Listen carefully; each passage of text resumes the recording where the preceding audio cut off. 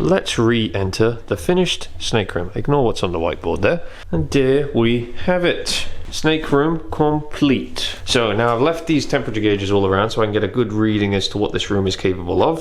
So about 19.5 to 20 here. It rotated between. Up here directly by that heater we got 27.5. Down on the floor here in the corner we got 21. 21.6. And then 21 over here. So that window is probably cold just because it is a window itself, like the glass is cold to the touch. So I'm going to put the snakes on this back wall this time, so we know that it's 21 degrees pretty much as a minimum without the heat mat at the back of the enclosures, which will obviously warm it up. So the snakes have been upstairs for about 4 weeks now. We've been working on this room for a little while, and it's overdue that we get them back down here in this newly renovated, beautiful kind of space. You actually can see a little bit of pink there. We've missed a spot. We've missed a spot, so we'll get that in a minute. So let's get the snakes back down here. We're going to set them up on this back wall, opposite to the background wall, so we can have that kind of exposed for a little bit, kind of make it a little bit more aesthetic. So the fun part there, lad, is me getting these bloody snakes back down here. So I learned from the previous video, and I sped all of these up, so I don't have to ponce around with it right now. We can just enjoy it together. Kind of like a date. Kind of like one of those movie dates that you have when you're 16. You know what? I'm gonna pull you up a chair. Give me a second. Look at that. Yeah, come on, join me. Is it in screen? It is in screen. This is gonna be a real pain in the ass to edit though if I do this. Because normally I like to put myself, you know, beside the computer so I can cut the computer out. It's going to be kind of difficult with another chair beside me. You know what? I've had a change of heart. This isn't a date. I don't want you to get any ideas anyway. Alright, let's enjoy this together then, shall we? So here I am bringing in rack 1. One of 3. So there's rack 1 with all of its containers. I vigorously cleaned those containers after my little event with the bloody snake mites. I vigorously cleaned these things probably 15 or 20 times at this point. And as I said in the previous video, when we started this room modification, which I believe was video 9, can't really remember to be honest, I've eradicated the mites. And I can safely say, at this point, I haven't seen a mite in over a year. So they're definitely gone. I also now keep a permanent supply of both Nix and Prevenamite. I think I have 2 tubes of Nix, and I think I have 3 or 4 cans of Prevenamite. I'm just keeping it because it is a little bit tricky to get a hold of. So hopefully I never have to deal with these bloody things again. But let's be honest, it probably will happen again. I have a feeling that this is just one of those things that kind of come with the territory of having a collection of snakes, having a collection of animals. You know, going to expos, going to pet stores. Even if my care is spot on and my quarantine protocol is spot on, I'm still relying on what some of the other people do within the hobby. So that might cause me to get them in the future. Might not be for 5 or 10 years. That'd be nice.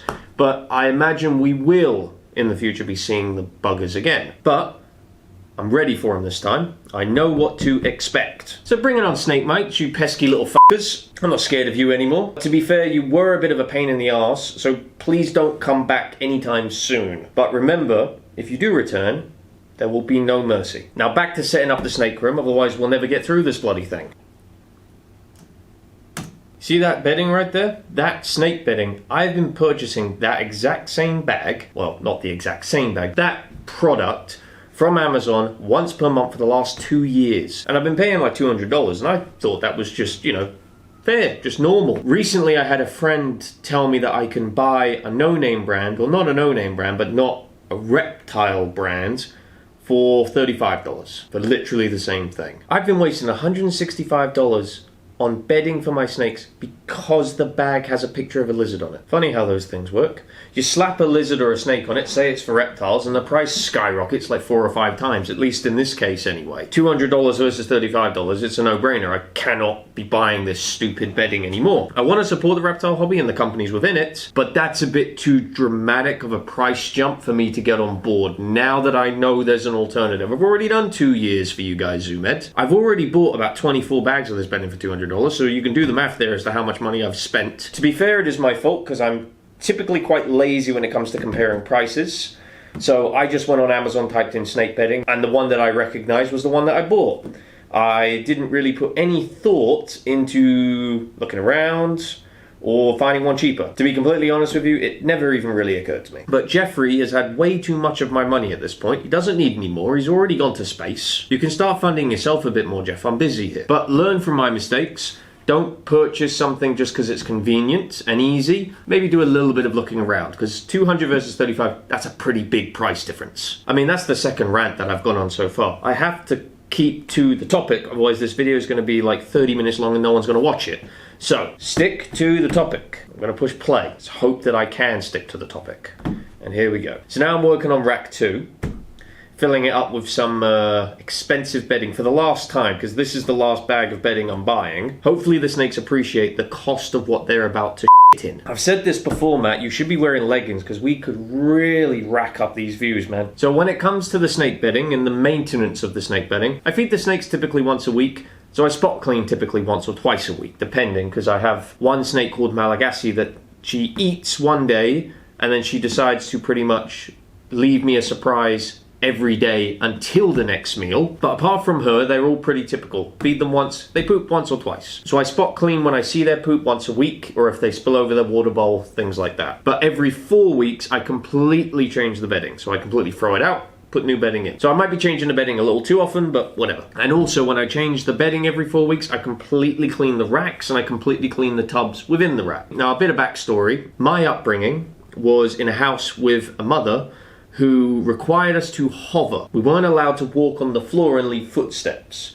So you had two options. You either walked and cleaned up after you, or you hovered. So we all learned how to hover. But because of that upbringing, I'm not a clean freak like her, but I'm consistent with keeping things clean. She has got a lot better, by the way, since she got a dog, but I do see that little twinkle, that little twitch in her eye, what she wants the house to look like, but she knows she can't now because she has a dog, but I see it, it's in there. I can tell that she's a little frustrated, but she did choose to get the dog. Now we're on the third and final rack here. So you can probably see some of the snakes moving around in the tubs in the other two racks that we just set up. Like the middle rack, second tub down, that's Nagini. You have actually met Nagini, or Nag, sorry. Nagini's too aggressive of a name, so we changed it, but every now and again I forget that I did that. I'm not actually going to be introducing you to any of these snakes today. That's in a future video. We're just doing the setup. That's natural spring water, by the way. I buy the big 4-litre jugs of it, because if I'm not willing to drink it, the snakes don't get it. I mean, you should see what they're like when I give them coffee. Especially Cleo, which you haven't met yet. But he's chaos. What a klutz. I'm such a dick to myself, man. So there are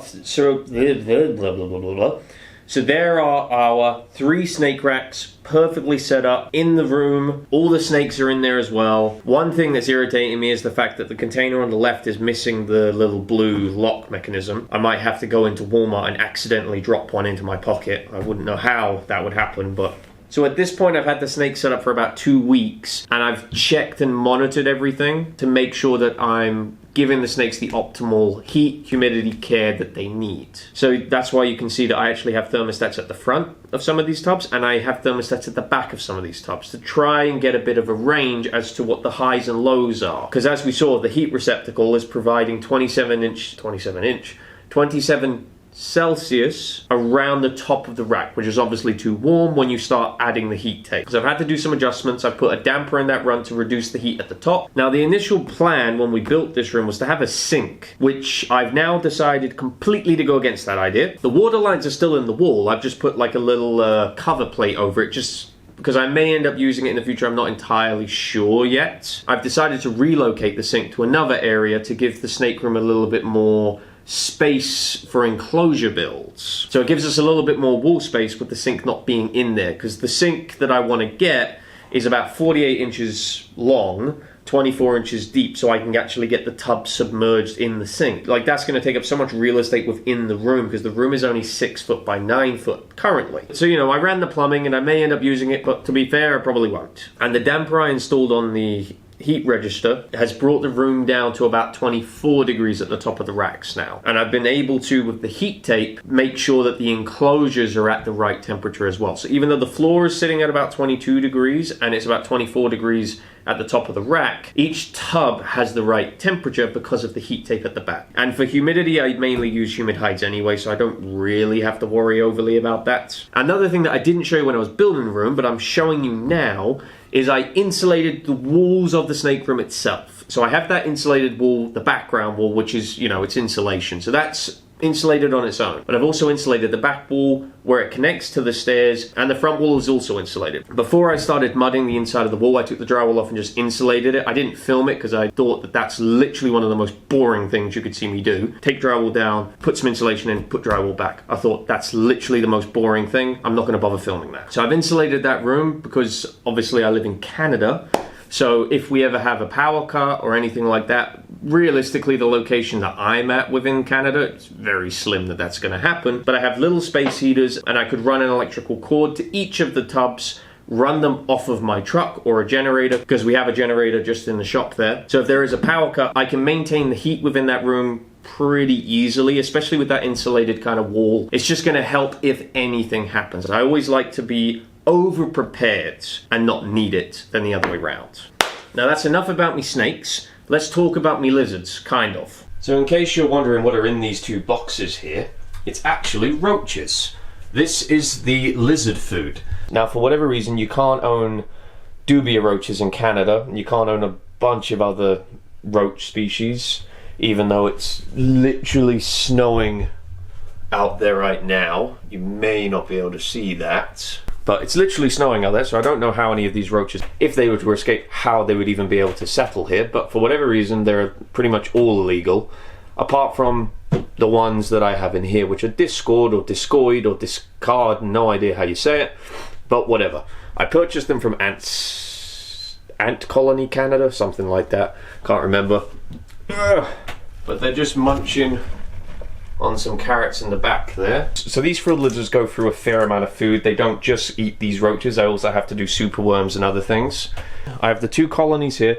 This colony is enormous, and this is the main feeder colony, and this is kind of the backup colony for now. And then I also purchased feeder roaches additionally, because I don't want to eat too far into these colonies. Like, I probably need this colony times 4 to be able to successfully keep up with the ability of feeding the 3 that I have without having to outsource any food, and that would be without having to outsource superworms consistently as well. So that's the goal, but these things are bloody expensive because I live in Canada and everything is. These are bloody expensive. But I do need to increase the colonies. So what I've decided to do is, where I bought these from, I'm going to buy a startup colony, which I think is maybe 50 or 100 roaches, something like that. And because this is Canada, they're freakishly expensive, so it'll probably cost me $200 or $300 just to get 50 or 100 roaches. But here's what it is. And I'll start up a little colony. But instead of keeping them in totes like this, I'll set them up in something like this. We'll build them a nice enclosure and just kind of see what they do with it. We're not going to build them a background the same as this because they'll probably just eat their way through it. So we'll have to brainstorm and do something a little bit more advanced. And something that's a little bit easier to clean, because the poop and everything that they're going to be producing is insane. So we're going to do something like that.